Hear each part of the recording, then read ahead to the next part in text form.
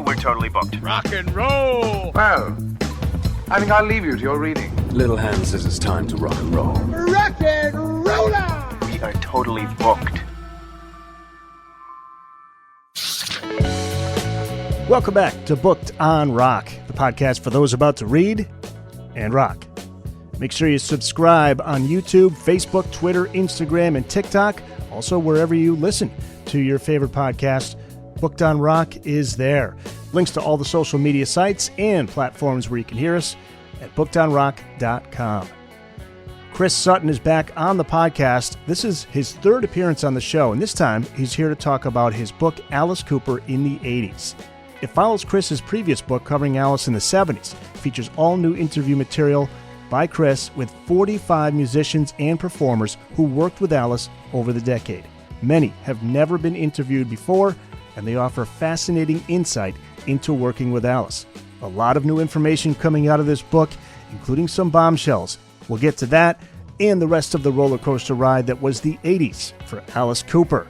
I've put together an Alice Cooper in the 80s playlist, which you can find on the show notes page. But first, here is Chris Sutton. Hello again, Chris. Welcome back to the podcast. Well, thanks for having me, Eric. It's the third time, isn't it, now? So This is the third time. I was just telling you before we started recording, the episode where we talked about your Black Sabbath book, people love that episode. It's still up in the top 5 every week. Oh, that's made my weekend. I mean, it's just fantastic to hear that. Hopefully Yes. they like it. Yeah, and also the Alice in the 70s, that book you put out, and here we are with the follow-up now, Alice Cooper in the 80s. And this is an era that really deserved to get some more attention because it's really a roller coaster ride for Alice. And you call it in the introduction, the 1980s was a real thrill ride of twists and turns for Alice Cooper fans. Not just Alice, but the fans. Where is Alice at the start of the decade from a career standpoint and a personal standpoint, specifically his substance abuse struggles at that time? Well, actually, also on that point, I'm going to add in from a fan point of view as well. So if you were a fan and you grew up with Alice in the 70s, you've gone through all of the big albums, School's Out, $1 Billion Babies, Killer, Welcome to My Nightmare. You kind of had signed up into that. So you were invested. But as you know, with a lot of these artists, it's about when you get the second or third waves of audience coming in. And I think Alice is certainly looking at that in 1980. Now, in 1979, he'd come off the back of From the Inside tour, which was his last album of the 70s, pretty much with the old guard of solo musicians that he'd been working with. He'd been through rehab. He was still struggling at this point, we found out much later, still struggling with alcohol and cocaine, although it wasn't made publicly known to the fans. You noticed that he looked pretty thin as a rake and that his voice seemed faster, more rushed on the From the Inside tour. But these details tend to pass you by when you're a younger fan, I would say. What is interesting is there was a thing that happened in sort of 1979 to 1980, maybe a year before. An awful lot of bands started to get hung up on it changing to a new decade. And you can go through a lot of bands, Rush, Yes, ZZ Top. A lot of bands start to change their image, the way they look and what they do. Sometime around that era, you'll find it sort of in many bands.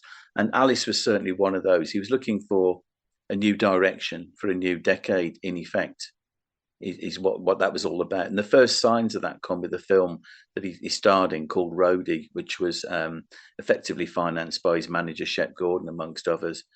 And you can see the changes in that he's going through in terms of how he looks and the kind of material that he's working on. Pain appears for the first time in that, but then you've also got Only Women Bleed and Road Rats also appearing in the film.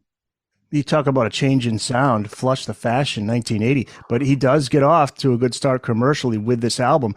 It went gold, reached number 44, and the song Clones We're All reached number 40 on Billboard, a top 40 single. Clones is like David Bowie meets the Cars, or as you say in the book, or it's mentioned in the book, sounding a lot like Gary Newman's song Cars. Outside songwriters brought in for the album. And we have Roy Thomas Baker producing, a big name. He was famous for working with Queen and Journey and the Cars. So new direction for Alice, but it seems like he's off to a good start. What are your thoughts on this album, the first of the decade? Alice himself said that it was a change back to a simple, cleaner, starker image.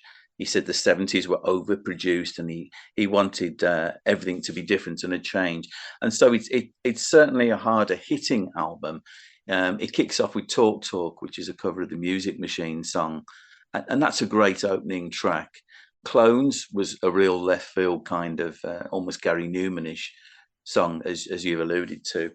So it's a different kind of Alice, and for people like myself who've gone through all the albums we mentioned earlier, it was certainly a different direction. And while I wouldn't say that there's anything on there that particularly comes close to those classics, I think there's some very good to excellent songs on there.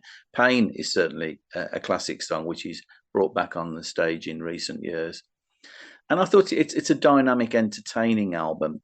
Some problems going on in the songwriting department, that's clear as day. There are 3 songs by outside writers that come on board. So that's possibly one of the first alarm bells that things are not quite right, I would say. The danger in outside songwriters is you hope that they are in line with your image or what you want to present. And they could, well, with 1989's Trash, we'll talk about that too when Desmond Child steps in, but that can always be risky. Yeah, I think Alice's view that he had at the time was you could take something by an outside writer and put the Alice spin on it, the Alice personality. And he does do that quite successfully, I would say. Most of the song titles on the Flush the Fashion album are supposed to come from newspaper headlines. And when you look through them, yeah, you can kind of see that: nuclear infected, aspirin damage, grim facts, you know. And the band are really good on it. Fred Mandel plays guitar. He's got David Johnston on guitar as well.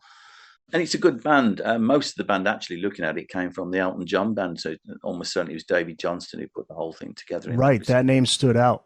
Immediately thought Elton John. Yeah, he's always had great bands too. As you go through the eras of Alice, he knew how to pick them. But the next 3 years, those are really the rock bottom years for Alice. 1981 Special Forces barely makes the Billboard 200 at 125, and he's got that new look, that mercenary guerrilla look. Yeah. And you're right about Alice. He's talking through some of the songs. He sounds hoarse. He's uncomfortable. Then you have 1982's Zipper Catches Skin. Doesn't chart at all. Neither does the next album, 1983's Dada, although you do recommend, you said by email, to give that a listen. I will. But at this point, Alice he's playing 1,000, 2,000 seaters. And as you write, playing the 1,000 seat Savoy Club in New York, a major step down from Madison Square Garden. Guitarist John Nitzinger, you talked to him, among the many people you spoke to for this book, and you talked to him about that tour. The guy selling the Alice t-shirts was making more money than some of the gigs they booked. Is that crazy? I mean, just backtracking, the thing that happened in the UK was Flush the Fashion just appeared in record shops. I had no idea it was even going to be there. I just bought it and saw it. Special Forces was good for Alice in a way because he toured Europe, and I don't think in Europe we'd really got the message that things were going a bit wrong for him. And he was greeted like a conquering hero, like a legend coming home, and that must have given him a lot of confidence. I think it was euphoric. The British tour of 1982 was just pure euphoria for fans, I would think, to see Alice Cooper on stage. And I met him at the Holiday Inn in Birmingham. That's cool. I remember you told me that story last time. God, super nice guy, right? Yeah, he was. I mean, he really, really was. He was really caring for the people he spoke to, took a big interest in what we thought. In some respects, he was like you were kind of a bit wary. You know, is he? I'm sure he is a decent guy. Will he be a decent guy? Well, he absolutely was. To get back to the point you were making, yeah, John Nitzinger didn't find the tour a happy experience, whereas Mike Pinera found the tour a very happy experience and enjoyed every minute of it, apparently. Nitzinger did say to me, which I don't think is in the book, was that there was an awful lot of driving around to pick up supplies between dates that were needed, shall we say. For Alice. But he did actually say, yes, that he claims that the T-shirt guy was making more money than some of the gigs that we booked. And he did say that travelling around on the bus, because they travelled everywhere by bus, it got on everybody's nerves. And it wasn't an experience he'd want to go through again. Credit to Alice, though, from reading the book, Alice just was plugging along. He seemed to be cool with that. I mean, that's quite a hit for the ego. Every artist seems to go through that phase, unless you're the Stones or major It's a act. funny thing though, because it's very stripped back. When you saw him, I mean, you accepted that, but when you go back and listen to that band now, still, it's really, really solid. The Paris TV special and the live at Glasgow, they do really hammer those songs home. They're all stripped right back, pretty much. There's no extra flab on them, if you like, or any fluff or anything to any of them. But it does really work quite well. If you like that sort of thing, then I think you would enjoy it. Alice's performances, I'd say, were pretty good considering what we now know he was going through. On the Flush the Fashion tour, you can hear him miss some lines and go completely off piste on some of the lines. But generally, I'd say his performances were pretty solid. He didn't look great in close up, it's got to be said. Let's get to Zipper Catches Skin and Dada. You spoke with people who were there for those recording sessions, including drummer, is it Jan Uvena? Jan Uvena. Jan Ivena, okay. And you write, quote, Ivena is left with uncomfortable memories of the sessions for Zipper Catches Skin. What was the overall impression you got from those sessions from speaking with the people who were there? Well, yeah, he became a very close friend of Alice's, but he said that he didn't feel that the songs were up to standard. He was judging the songs against the classics we mentioned earlier, which is probably unfair. This is what Alice was doing at the time. But you, as fans, you do that, don't you? We do kind of judge things against previous works. But he did say, Ivena said, there were things taking place during the recordings that he didn't really want to think about. And even just listening to the album makes him uncomfortable because he can remember how it was. It takes him back to a time that he'd rather forget. However, Duane Hitchens, for example, said, no, it's just business usual, same old music insanity stuff. Mike Pinera said, nah, just business usual. It's just what happens when you're making an album in the studio. So it probably depends maybe on your own sensitivities and your own ideas about it. Ivena says that Alice wrote the lyrics in a little tent made out of gobos and blankets, and he would hide in there writing the lyrics and would then come out. An interesting time. Dick Wagner comes back, which the band weren't happy about. They didn't want him there. Partly, I would imagine, because there was already three of them playing the guitar anyway. Yeah, and Bob Ezrin returns too for Dada. Yeah, I suspect that the reason for that was they had to get Dada over the line. Warner's wanted one last album before Alice finished his contract. And to get that done, in effect, you needed Bob Ezrin to put it together, Dick Wagner to come in to help him do the album and to motivate Alice to write the lyrics, to get him to Toronto to record the album. So it was produced under extremely difficult conditions. But I would say that of all the 80s albums, Dada's the one I would pick as my favourite. How that came out to be such a great album is incredible. But there is so many really, really great songs on it. Amazing considering Alice really, he almost died around that time, right? There's no tour to support Zipper Catches Skin. And literally after that, it's life or death for Alice. Can you talk about that period after Dada? It's quite interesting. Again, also that was dropped from the book, but I'll mention it. Jan Uvena ended up spending a weekend looking after Alice when Alice's assistant had to go away on family business, and he stopped with him to look after him because he couldn't be left on his own. At this point, his wife has left him and has filed for divorce in the November of the year after Dada. His weight has plummeted down. He's been diagnosed with cirrhosis of the liver. Things are just about as bad as they could be. His record label have dumped him as well. It is literally about as low as you could go. When was the Tom Snyder appearance? That's around that time?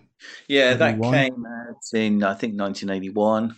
The Tom Snyder appearance was a little bit earlier. I mean, that is bad. And then there was also an appearance on a BBC show in the UK called Riverside, where he was in close-up and you could see, and you just thought, God, this man is not in a good way at all. And then it'd be 3 years before we get the next Alice Cooper album. And it's during those 3 years we see Alice turn his life around. His comeback starts in 1986 with the album Constrictor. He's clean and sober. Lots to talk about here, but let's start with Alice's new guitarist, Kane Roberts. Yeah. Kane, a lot, very much like a Zakk Wylde, big built, jacked up dude, and great guitarist, and he had that look perfect for the 80s. You spoke at length with him. He plays a huge role in Alice's late 80s comeback. He co-wrote all the songs with Alice on Constrictor and the next album, Raise Your Fist and Yell. Where did Alice find Kane? How does he get the gig? Well, I think the original plan that he had there, he was doing an album, a project called The Magnificent Seven of Rock and Roll, which was going to be Alice doing the Yul Brynner role from the Magnificent Seven and working with Def Leppard, Hanoi Rocks, Quiet Riot, Motley Crue, Twisted Sister. It's going to be this whole great big magnum opus. And that fell apart because, firstly, Hanoi Rocks' drummer, Razzle, was killed on the 8th of December, 1984. And then, obviously, Rick Allen of Def Leppard lost his arm on New Year's Eve, 1984, in the car accident. So that pretty much put paid to that project. But already on board, he'd managed to pick up a new foil, a new writing partner, a new musical counterpart, which was Kane Roberts. So I suspect they were actually looking for somebody to be a new co-writer with Alice at the time. Kane had already sent some demos off, which had found their way to Bob Ezrin, and Alice went to check him out at a club in upstate New York. And he got out of the car, and all he could hear was feedback coming out of the amps from inside the club. He gets inside the club, and there's bodies piling up in front of the stage, and there's a huge guy on lead guitar taking care of the business during a solo. And Alice says, I saw that. I don't care if this guy can play. I want him. But it turns out he can play. And so Kane Roberts signs on board to become Alice's co-writer, partner, band leader, if you like, as well. And the first thing we actually see is this appearance of Twisted Sister on Be Cruel to Your School, which you may remember that they did that. I do remember it. And you got to say this here, Eric, 3 years away, if you like. And in that time, he had done the Monster Dog film. But 3 years, now doesn't feel like a long time. Back then, 3 years does feel like a very long time to have not had Alice. And again, as a fan, we didn't know what he was coming back with. You literally went into the shops. It wasn't on the radio. Oh, it's Constrictor. What's this? Who were these people playing on it? Don't know any of them, you know. You get it home.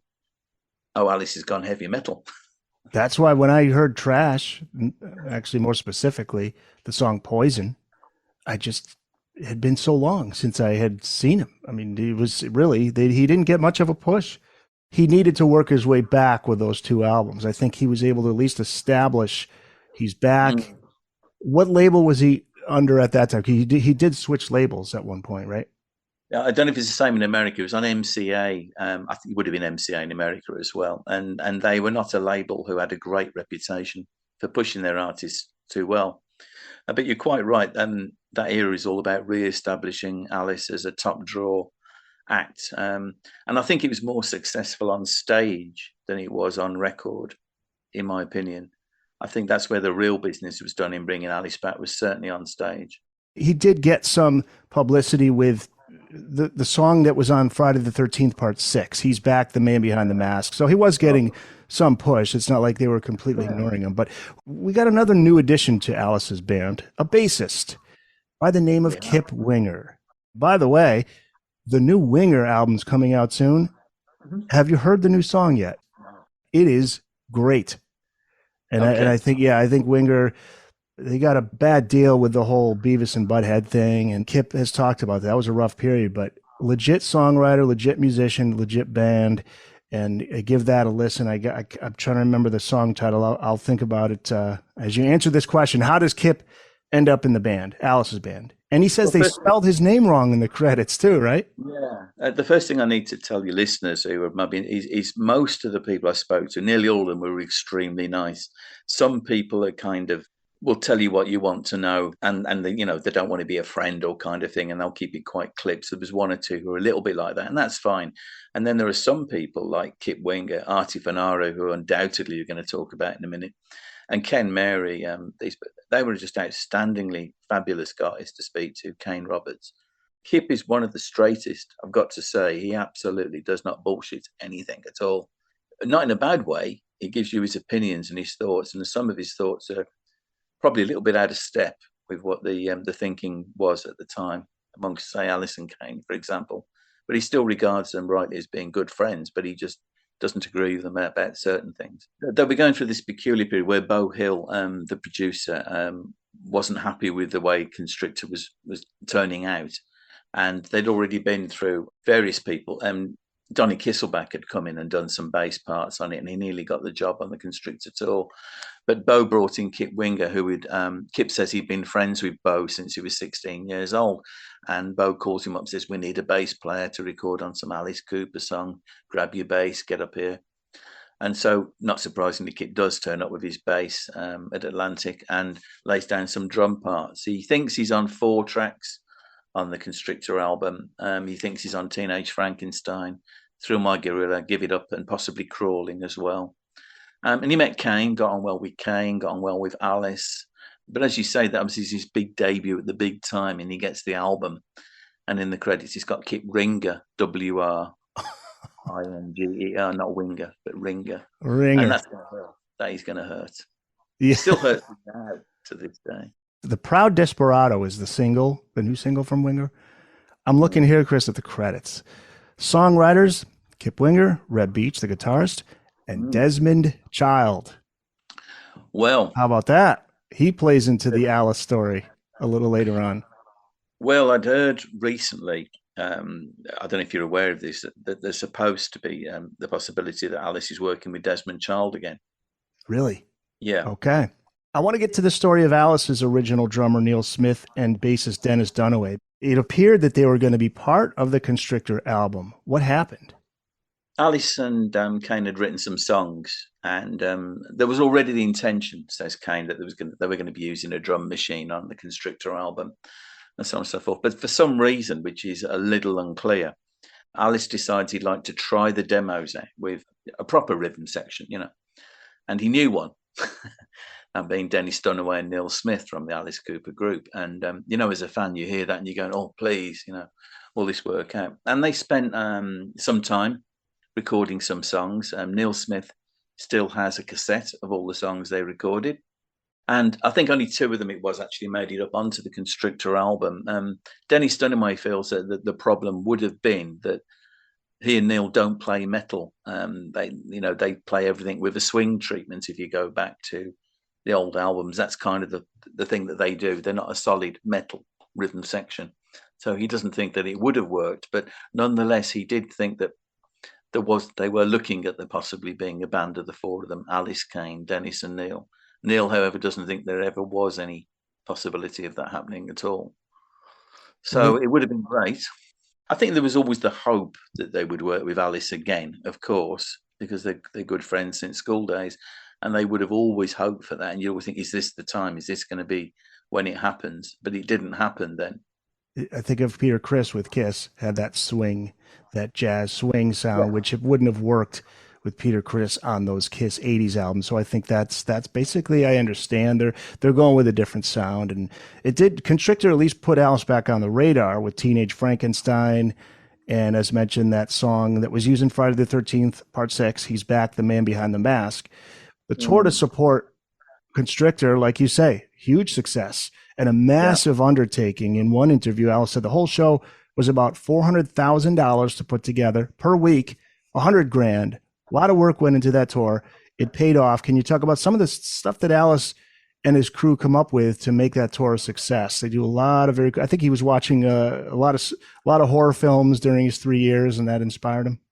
He did. The tour was called the Nightmare Returns tour, the Constrictor tour. And the first thing they had to do was to, in effect, re-establish Alice, because he'd been away for a long time, with a new audience. I mean, the last time he toured, played a concert was 1982, which was a long time, 4 years ago in those days. So the plan was to re-establish Alice as a concert attraction. And the first thing you've got to do is, which oldies are you going to play? And there was an awful lot to pick. Which songs from Constrictor would sit in and make the cut. And then the stage show, because if fans are going to go out and they're going to go to see concerts, if you've got a guy who's doing a load of classic songs that you know and have heard of, and he's also got a fantastic show as well, and the other people you're thinking of going to see haven't, which one are you going to go and see? So I think that was part of it. And I think it was the biggest show that he'd actually put on to that point. You'd have to go back to the Welcome to My Nightmare tour, $1 Billion Babies, and I don't think even those actually come as close as to what they pulled off on the Nightmare Returns. You've got 1, 2, 3, 4 stage performers who were appearing on stage. You've got the return of the guillotine. You've got Franz Harari, who's a magician, illusionist, worked on several little stunts and things to appear on stage. I remember seeing that show and hearing audience members just gasping and going out, just euphoric that they'd seen such a great production. And it was a really crisp, almost Broadway style production at times, if you like. You really felt you were part of something really big. And it was great to see Alice back doing all those classic songs as well, singing really well, looking really healthy. If there was a drawback to it, and the only person I spoke to who agrees with me is Kit Winger, was they obviously had to make some of the older songs more metallic to fit the direction that the band were trying to go in. So some of the solos were changed. And I found that a bit jarring at times, to be honest, Eric. You know, you get something like Be My Lover from the Killer album, and then you get this sort of heavy metal guitar solo in the middle of it from Kane, which probably didn't bother younger members of the audience one little bit, but it did bother me. But then on the other hand, something like the Ballad of Dwight Fry that they brought back, which was probably the high point of the set for oldies like myself, and we've got these fabulous keyboard parts that have been put in by Paul Taylor that really did make a difference. So it was a hugely lavish production, and it successfully put Alice back on the map as being a big draw, whereas Constrictor hadn't. So there was that difference between the album and the tour certainly going on at that point. There, Paul Taylor, by the way, also Winger. He ends up teaming up with Kip to form Winger. There was also, wasn't that the tour where there was a little bit of controversy, protests, right? And that couldn't really have hurt. That's some free publicity there for Alice's image. I would think he didn't mind it, but he was very cool. I think in one of the stops, he invited some of the protesters in to the green room to explain this is just a character, right? Yeah, and he did. Linda Albertano, who played the evil nurse and the executioner. Unfortunately, she passed away last year, which was shock. Really tall lady, you couldn't miss her. She was known as Regina Dentata, I think it was the name she called herself on stage. She says that the Christian ladies were picketing in one of the towns, and Alice invited some of them back into the green room and explained his philosophy, the cartoon side of things to them.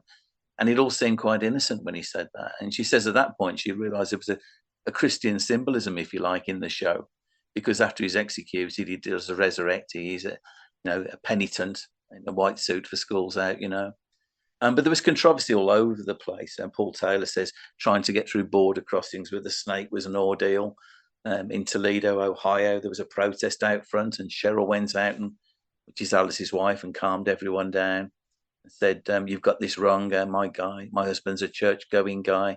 But he says this was happening all over the place. And as you've said, I suppose it's good publicity. Yeah, in the 80s, that was happening not just with Alice. That was happening with a lot of bands. And I remember Dee Snider getting up in front of us Congress, and that was, I think that's when that was when they were putting the label on the albums for the lyrics. It was right around that time, mid 80s. And Frank Zappa with that classic appearance on Crossfire, where he's debating, he's like, they're just words. They're just words. Oh, you think they're just words? These are offensive words. That was that mid 80s period where everybody was under fire. Trace DeVay, you spoke with Trace, who sang backing vocals on that tour. He spoke highly of Alice, but unfortunately, there was one homophobic member of the touring crew didn't like him, and you get into that in the book. Yeah, it's quite tricky because somebody, Trace was hired fundamentally because he was small, and they got sort of stage performing talent. Then they needed somebody to get inside the robot monster when it comes alive and walks around the stage, and then it goes up and falls apart and there's nobody inside it, and so he was hired for that. But also he can sing. He's got a new album with his band called Rock Toy coming out this year. And he's a great singer. He's worked with Prince, Michael Jackson, people like that. Anyway, so he was doing backing vocals off stage when he wasn't actually on stage performing and being a sludge monster or something, or inside a robot. He would be singing on the mic on the backing vocals on the songs. But he did say, unfortunately, I was pretty much bullied on that tour. He's a very androgynous kind of guy. He would tell you that himself. And somebody was very threatened by him. He says, basically, there was the band, there was two girls, and there was me. And they said, Trace, you've got to dress with the band because you can't dress with the girls, obviously. So we dressed with the band. And somebody had a problem with that. So he had to have his own dressing room because they didn't want to dress with him. Yeah, that's And he's adamant that it was because they thought, or somebody particularly thought that he was gay. the Booked on Rock podcast will return after this. Chris Sutton is our guest to talk about his brand new book, Alice Cooper in the 80s. It's out March 28th in the UK, May 12 here in the US. So that's from what I see. Yes. So here in the States, you got to wait a little bit, or I suppose you can buy it through Amazon UK. I know you can get it. So March 28th is coming soon. Raise Your Fist and Yell comes out September of 1987. Kane told you that he and Alice were in full stride here, and he says he believes you can hear it as well. Future winger keyboardist Paul Taylor contributes to a handful of songs, but I have to ask you about Artie Funaro's comments. Artie joined Alice for his previous touring band.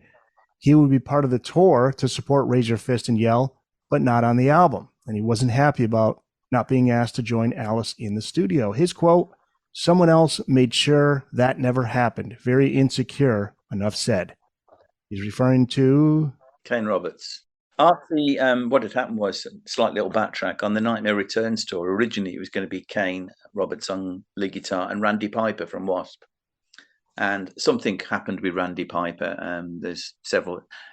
Ultimately, he didn't cut it, and they were left with no time at all to get a replacement in. And Artie Fanaro came in, nailed the job, because, as he says, that's what I do. I come in, I understand the gig, I get the gig, and I do what's delivered. And Kit Winger was a big fan of Artie's guitar playing. So essentially, he's playing rhythm guitar. He's also part of the execution party that takes Alice to the guillotine and so on and so forth. He was also very proud that he actually opened every show. The first thing you hear was his guitar part coming in on every show. So when they went in the studio to do Raise Your Fist and Yell, if you can imagine you coming off the tour with that band, then you're going to go in the studio with that band. And everybody went into the studio except for Artie. The drummer, the phenomenal Ken Mary, who's the drummer, he, a lovely man and very tactful man. And he said, well, it could be budgets, could have been costs. The songs are written by Alison Kane. Kane can play the lead guitar, of course, we know that. He can play rhythm guitar, we know that. He can play bass as well. So you just get Kane to put down the rhythm tracks. Now, Kip Winger's view is that if you had Artie, you get a different flavour, obviously. And often it can be about flavours, as you know. If you've got somebody different playing rhythm or two people playing rhythm, you're not going to get the same sound as you would do if it's just one person playing all the parts. So Kit Winger certainly felt that the album would have been improved with Artie's presence if he had been on it. And Kip steps aside to start up Winger. Paul Taylor, he does tour with Alice, though. He's able to tour and then join Kip afterwards. Some market sales were sluggish on that tour. Ace Frehley dropped out as the main support, and in comes a new band called Guns N' Roses for some dates in December of 1987. There's a great quote you include in the book from one of the dancers, Karen Russell, about her first impressions of the band. What did she say? Well, yeah, she said I would be backstage warming up for my whip dance, which she'd do during the song Go to Hell when Alice meets the whip dancer. And the guys from Guns N' Roses would be like all screwed up on stuff. And I had no idea. I was literally like, why do they stink? Asking other members in the band. What is that smell? I just thought they didn't take a bath. I thought they were a bunch of losers because they were just a mess. And then later I was backstage and they did Sweet Child of Mine. And that changed me. I told Kip, I think this band's going to hit big. And then 6 months later, they were the biggest thing ever. And it is extraordinary to think how, as fucked up as they obviously were, that they did manage to come up with Sweet Child of Mine and so on. The 1988 tour, the Raise Your Fist and Yell tour was, I think they went too far on that personally in terms of the splatter and the gore. I do think it went too far. Lineup changes happen as Alice gets ready for the next album. Drummer Ken Mary with some surprising comments about why he left. He said Alice and his longtime manager, Shep Gordon, weren't aware that some of the people in the organization were difficult to deal with. It's a surprise because you ask these questions. I love Ken Mary. He's an astonishing drummer. He really, really is. And you think you've got these guys and you're going in to make a next album. Alice is clearly making his move away into a different direction, but you've got Ken Mary. Surely you keep Ken Mary on board. So I said to him, well, why did you leave? Well, what on earth made you want to leave? And he didn't want to leave, fundamentally. He said what happened was there was a couple of people in the organisation that are no longer there that were very difficult to work with. And they made you feel that, you need to get yourself something else happening. Don't think of this as home. And he says, I feel they were unnecessarily flippant about the contributions of the band. And maybe somebody should have pulled Alice and Shep aside and let them know what was going on with these other people. But we were young. I would handle it differently nowadays. But back then, I was like, okay, I guess I better go and get a different gig going. So that's why I left. It wasn't a bad split. It was amicable. There was no dissatisfaction. But yes, I would have stayed with Alice, but not under the circumstances there were with some of the people in the organisation. I wonder if Alice and Shep were ever made aware of this. I don't think so. It could well be that this is the first time they know. Yeah. The next album, Alice's big commercial comeback, 1989's Trash. Looked like Kane would be back. He was with Alice until August of 88, planning to contribute to Trash. He had that machine gun guitar ready to go. He's credited on one song, Bed of Nails. Instead, we hear John McCurry on guitars. So what was the reason for Kane's departure? Kane had got a record deal on Geffen Records. Alice had hooked up with Desmond Child, and Desmond Child and Alice started writing together. So you can see there's a move there. It's Alice and Desmond, not Alice and Kane. And it turned into a thing. This is what Kane said, that if he was going to give Alice proper attention, he would have to not do his own solo album. And also the people, he says, that Alice was now working with wanted a stylistic change. And the stylistic change, clear as day, is to get the mainstream, to get the audience. I mean, not just the fans like myself and the people who've come on board through the 80s to some degree, but to get those extra people. And I'm talking about the people who, for example, if you say to a lot of people that I would know of, what do you know about Van Halen? They'll go, oh, they did that song called Jump. They love that song called Jump. Right. And it's all those extra fans that you pull in because of that song or that album that suddenly means something to them. They're not so bothered about all the ones that have come before, but that somehow brings them in. And Trash and the Poison and single. Oh yeah, the Poison single, yes. And this album is for Epic, which was the first one. So as you noted, he was with MCA Records prior to that. So he switches over to Epic, and he's got some special guests on the album.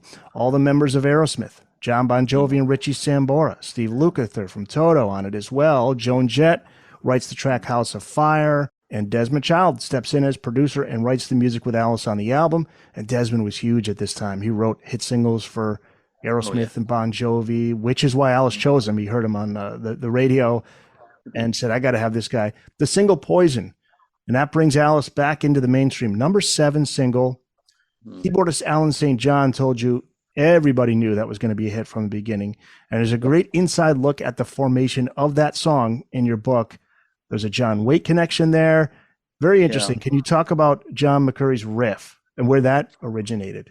Yeah, they wanted a big banger song in effect to start the album and to be the big hit single. That was the objective. And the riff actually predates the album sessions because John McCurry had written the riff and recorded it 2 years earlier with John Waite for a song called Encircled, which was on, I forget which album it's on, Encircled. But McCurry told me that Alice said, I'm looking for something that sounds a bit like Guns N' Roses' Sweet Child of Mine, that kind of attention-grabbing riff. And he said, look, I've got this that I did some years ago for John Waite. And he thinks they worked out something with John Waite for using the riff, even though John McCurry actually wrote it. All they did was change the key and change the tempo.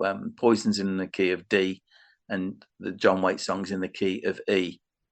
And that riff is, it seals the deal, really, doesn't it? Alice's vocal, it's probably one of his best vocals he ever did, I would say, on Poison. I like this album overall. I would prefer the guitars be a little higher up in the mix, but I guess that's being a little picky. Overall, it's a fun listen. Right. I think my problem is a lot of it is it's fine, it's okay, it's listenable. My favourite tracks tend to be Trash, the title track, I'm Your Gun, and also the one, This Maniac's in Love with You. I like that. Yes. Probably more, the edgier tracks, if you like. There's the ones like Only My Heart Talking, Spark in the Dark. What else have we got? Hell Is Living Without You. There's a kind of, I can see exactly how this album pulled in such a huge audience of the people who were buying things like Bon Jovi's Living on a Prayer and so on and so forth. John McCurry actually told me that he would laugh and Desmond Child actually said that the best song that's ever been written is Because the Night, which Bruce Springsteen wrote and recorded, and that everything that he'd written to some extent came from Because the Night.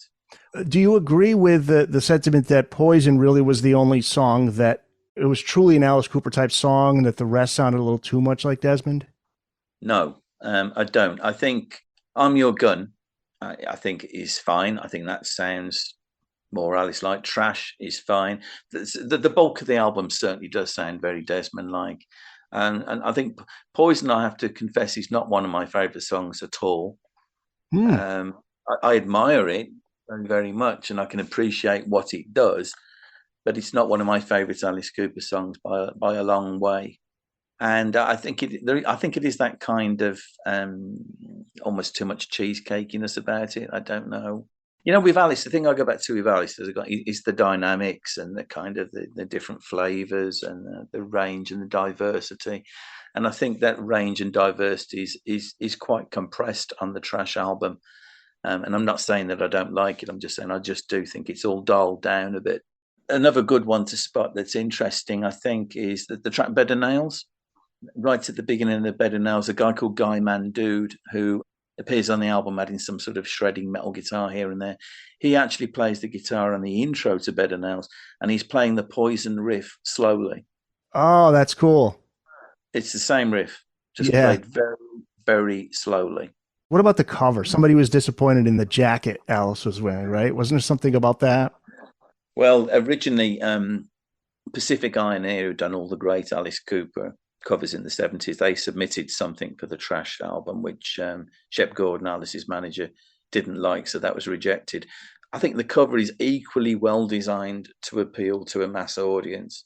I'm thinking of Springsteen's Born in the USA and those sort of things. You walk in, it's a brilliantly taken, I'm going to say almost corporate picture in a way. It's just so perfectly done and judged. Yeah, I like it. I think it's a cool cover. They took loads of pictures and all the other outtakes turned up on single sleeves and the like. And yeah, I do think it's cool. But what I'm talking about is you can actually see the concerted effort that has gone throughout this process to make this a big album. Everything is thought of. They're not taking any chances anywhere with any of it. I mean, it was the biggest Alice had been since 75, maybe. Right. Maybe yeah. I remember distinctly summer of '89. I remember when the single came out. On that tour, Alice brought in Devin Mead to sing vocals, and a credit to her, she put up with a lot of misogyny on that tour. What did she have to tell you about that experience? This is a bombshell, I would say. This is one of the bombshells in the book. It's the biggest one, isn't it? Without a doubt, I would say. But just a little backtrack. So Alice is going to do the tour that's going to really seal the deal. They do dial down some of the horror aspects. It's brought down to an acceptable level. Artie Fanaro comes in to help pick the first half of the band who are selected. The second half are sort of picked themselves in effect once Al Pitrelli comes on board as musical director. But the big problem is you've got this huge selling album, Trash, and there's all those layered vocals all over that album. I mean, how are you going to do that on stage? So Devon comes in, and the first job that she does is to actually record all the vocals herself. Yes, that's the layer to be played over the PA, and then she would sing the high parts live herself.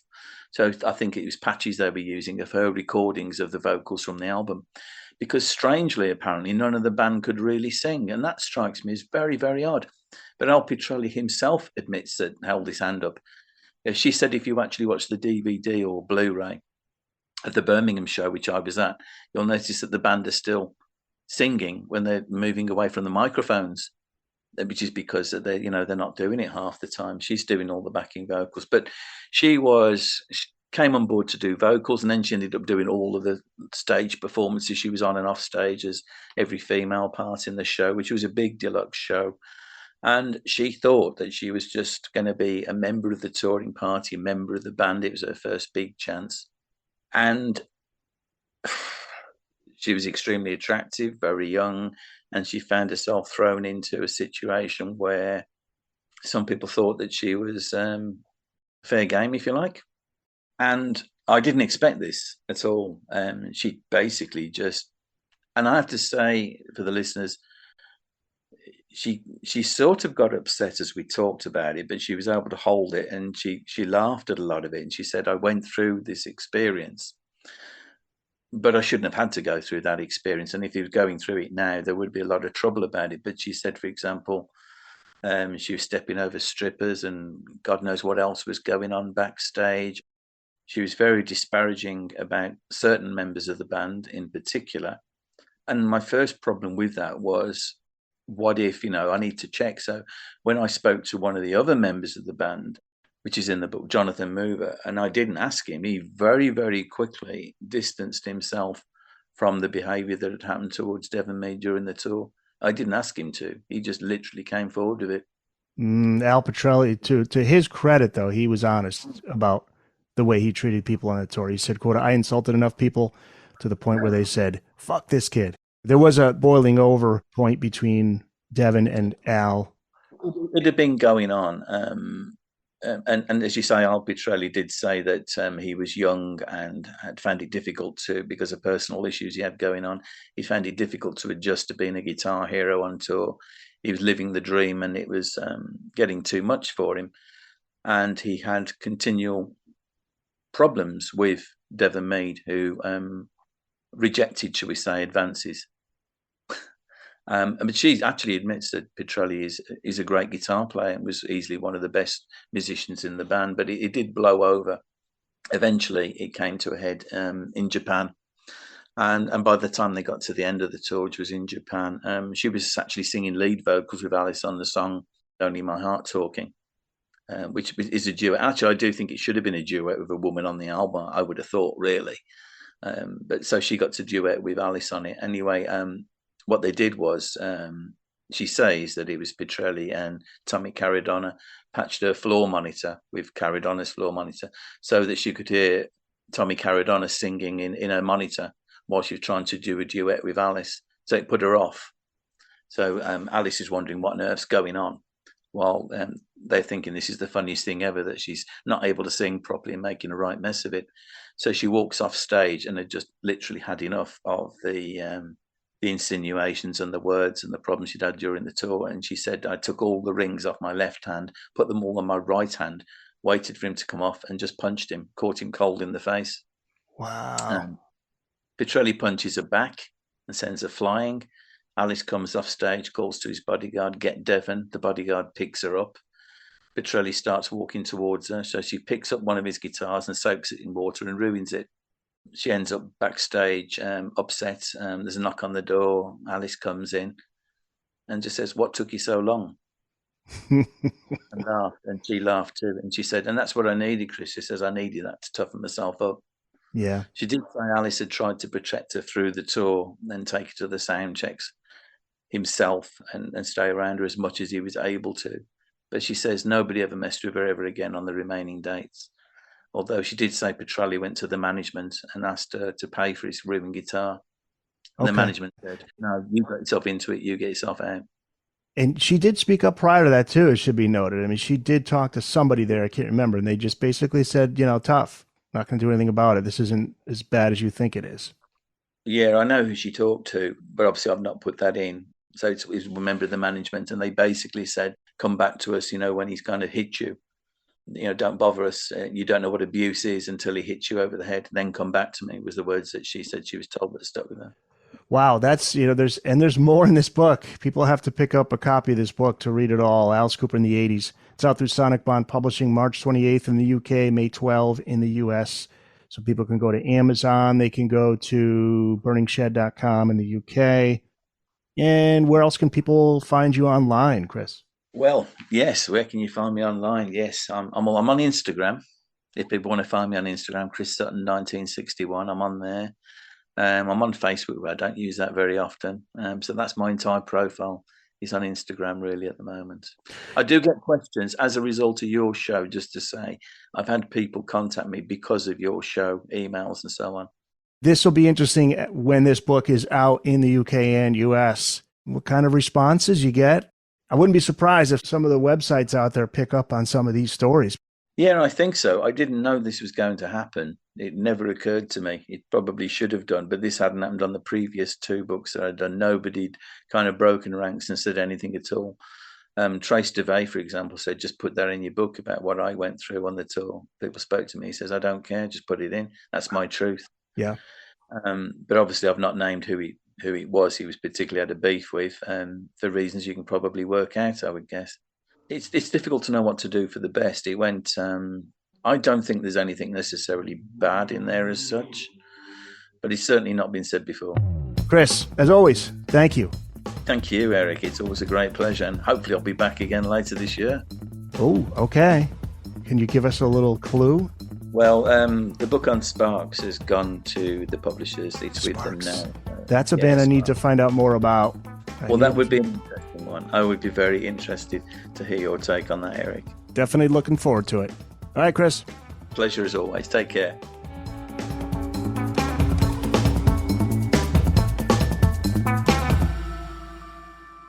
That's it. It's in the books.